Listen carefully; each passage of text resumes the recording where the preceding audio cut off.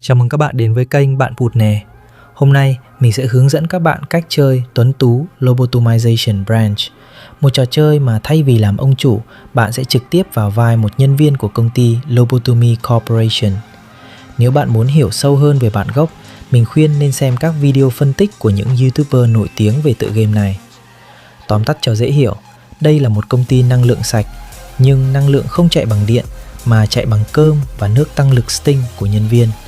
Công việc của bạn là chiều lòng mấy bé dị thể để chúng hài lòng và từ đó tạo ra năng lượng cho công ty. Nghe thì đơn giản, nhưng chỉ cần sơ sẩy, công ty sẽ biến thành địa ngục. Nghe có vẻ Campuchia đúng không? Không phải ngẫu nhiên đâu, vì tựa game gốc được thiết kế bởi Hàn Quốc, nơi những chủ đề u ám, tâm lý và áp lực xã hội đã tồn tại từ rất lâu. Điều này có nghĩa là trong vai một nhân viên bình thường, độ khó của game tăng gấp nhiều lần và chuyện thấy đồng nghiệp bị quét sạch gần hết là điều hoàn toàn bình thường. Vì khá là khó nên trong video này mình sẽ hướng dẫn cách chơi cơ bản, chỉ cho bạn cách sinh tồn lâu nhất có thể. Và mục tiêu của chúng ta là sống sót đến gần ngày 50. Ok, let's go. Điều quan trọng đầu tiên bạn cần quan tâm chính là trị số, vì nó sẽ quyết định bạn có đủ năng lực để làm việc với dị thể mục tiêu hay không. Trong game có 2 chỉ số chính và 4 chỉ số cơ bản. 2 chỉ số chính đó là thể chất và tinh thần. Đây là 2 yếu tố sống còn, khi bạn tiếp xúc với dị thể nó sẽ giày vò bạn. Nếu thể chất về 0 thì bạn hẹo ngay lập tức. Nếu tinh thần về 0 thì bạn sẽ đau đầu và dần mất kiểm soát. Sau 3 biểu hiện triệu chứng, nhân viên sẽ bị tổn thương tinh thần, nhận chỉ số bất lợi debuff do tổn thương gây ra, và khi đã mất kiểm soát, nhân viên sẽ chạy loạn trong công ty, làm ảnh hưởng đến tinh thần của những người khác, và thông thường thì tôi sẽ tự restart nhân vật để những người khác không bị ảnh hưởng. Những chỉ số bất lợi này sẽ tự biến mất sau vài ngày làm việc. 4 chỉ số cơ bản. Đây là thứ quyết định bạn có tiếp xúc được với dị thể hay không và nên dùng lại công việc nào, gồm kiên cường, fortitude, tác động thể chất, thận trọng, prudence, tác động tinh thần, cân bằng, temperance, ảnh hưởng hiệu suất làm việc, công bằng, justice, ảnh hưởng đến đi lại và tốc độ đánh nhúng khá là thấp. Khi các chỉ số của bạn đạt đến một mức nhất định, nhân viên sẽ lên tier cho từng nhánh chỉ số. Khi lên tier, bạn sẽ nhận được đặc điểm. Chi tiết đầy đủ bạn có thể xem trên wiki, còn đây là những perk mình thích nhất. Tier cũng là điều kiện bắt buộc để tiếp xúc với một số dị thể. Nếu không đạt yêu cầu, nhân viên có thể bị dị thể cho mất kết nối ngay lập tức. Mỗi nhân viên có số lượng mạng giới hạn trong ngày, và nếu nó về 0 thì mọi chỉ số sẽ về tier 1. Bên cạnh việc cày cuốc, bạn còn có thể nâng chỉ số trực tiếp bằng LOB. Đây là đơn vị tiền tệ bạn nhận được khi khai thác dị thể hoặc sống sót qua mỗi ngày làm việc.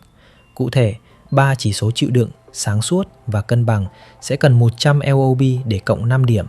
Trong khi đó, công lý sẽ cần đến 200 LOB để tăng 5 điểm. Ngoài nâng chỉ số, bạn còn có thể dùng LOB để mua vũ khí và áo giáp trực tiếp trên bảng thông tin của dị thể. Hệ thống sẽ hiển thị 4 loại sát thương chính: đỏ, sát thương vật lý; trắng, sát thương tinh thần; đen, hỗn hợp cả sát thương vật lý và tinh thần; pale, xanh, sát thương trừ theo phần trăm máu. Với sát thương pale, dù mục tiêu có 1.000 máu, nhưng nếu vũ khí gây 10 sát thương, tương đương 10% máu tối đa, đối phương sẽ mất thẳng 100 máu. Đối với vũ khí, bảng thông tin sẽ chỉ hiển thị loại sát thương và lượng sát thương gây ra. Còn đối với áo giáp, nó sẽ hiển thị hệ số kháng của cả 4 loại sát thương trên. Cơ chế kháng hoạt động theo hệ số nhân, chỉ số càng thấp thì khả năng giảm sát thương càng mạnh và ngược lại.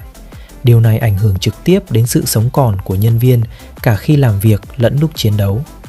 Đồng thời, trang bị cũng được phân theo 5 cấp độ nguy hiểm của dị thể. Nguyên lý rất đơn giản, sát thương sẽ được cộng hoặc trừ vào hệ số nhân dựa trên độ chênh lệch cấp bậc.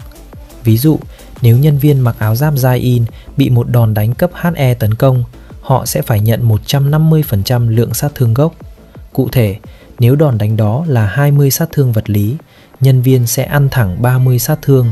Sau đó, con số này mới tiếp tục được nhân với hệ số kháng của áo giáp để ra lượng máu thực tế bị trừ. Tóm lại, bạn sẽ bị phạt thêm sát thương rất nặng khi dùng trang bị cấp thấp đối đầu với mục tiêu cấp cao. Tuy nhiên, Vũ khí và áo giáp trong game đều bị giới hạn số lượng. Mỗi món đồ thường chỉ cho phép tối đa 3 người sở hữu, và chỉ khi họ bay màu, bạn mới có thể quay lại trích xuất thêm. Đồng thời, nhân viên cũng cần đạt một mức rank tương ứng mới đủ điều kiện để sử dụng. Ngoài dị thể sống chuồng, game còn có hệ thống ordeal, thử thách.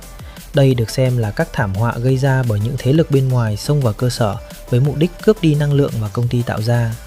Ordeal được chia thành 4 cấp độ khó: Dawn, Noon, Dusk, Midnight.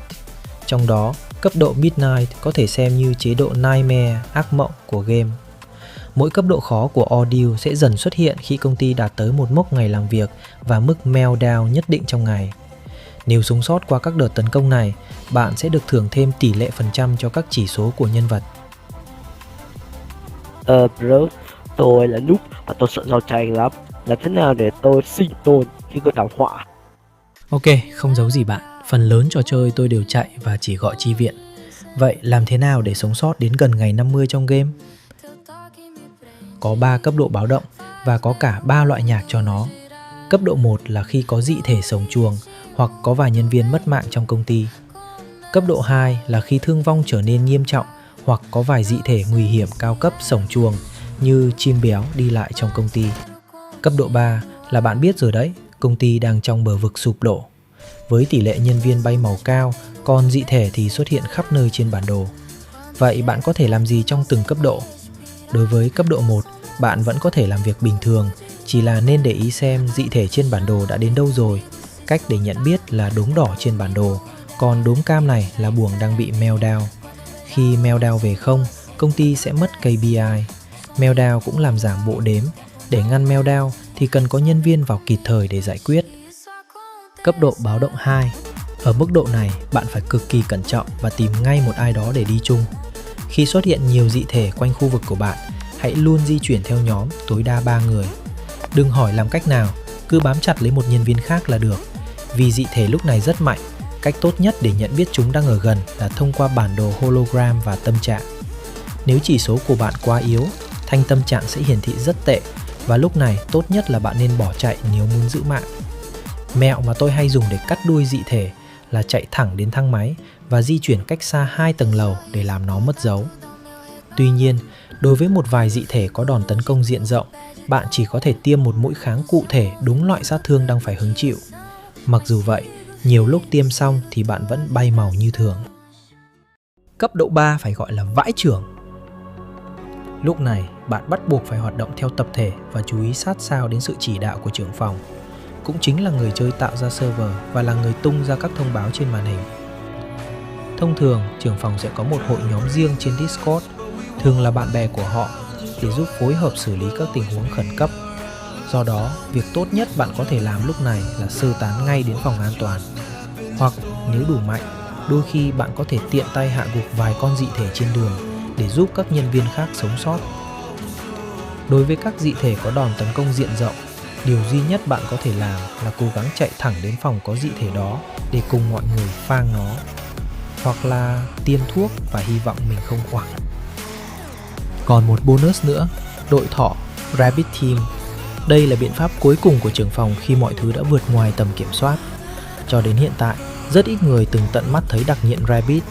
Khi có thông báo Rabbit, nguyên khu vực được chỉ định sẽ bị niêm phong, thang máy ngừng hoạt động, bạn sẽ bị kẹt trong khu được chỉ thị cách ly.